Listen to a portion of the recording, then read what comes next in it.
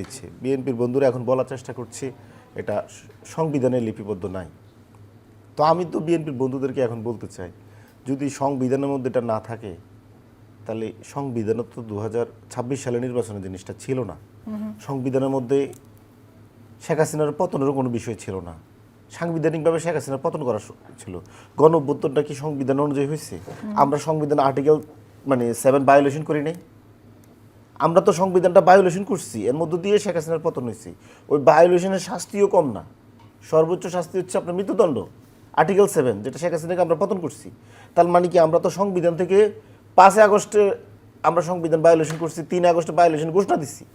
এখন আমরা সংবিধান ভায়োলেশন করে আসলাম, এতদিন পর্যন্ত আপনারা এটা মেনে নিলেন যে না হ্যাঁ সংবিধান ভায়োলেশন করে হাসিনার পতন করা জায়েজ, কোনো সমস্যা নাই। তাহলে একটা নির্বাচনও করবো সংবিধান ভায়োলেশন করে, তাহলে কি করতে হবে? একটা জুলাই সাংবিধানিক আদেশ করলো সরকার। এই আদেশের আলোকে 2026 সালে আমরা সংস্কার এবং নির্বাচন দুটা করলাম। না হলে কিন্তু এই সংবিধান অনুযায়ী আমাদের নির্বাচনের কোনো সুযোগ নাই। 2029 সালে নির্বাচনের কথা। এখন যদি আপনি ধরেন একটা সাংবিধানিক আদেশ করে নিলেন, ওই আদেশটাও মানলেন, ওই আদেশ অনুযায়ী একটা নির্বাচন করলেন, ওই আদেশের অর্ধেক মেনে আপনি শুধু সংসদ সদস্য শপথটা নিলেন আর বাকি অর্ধেক মানলেন না,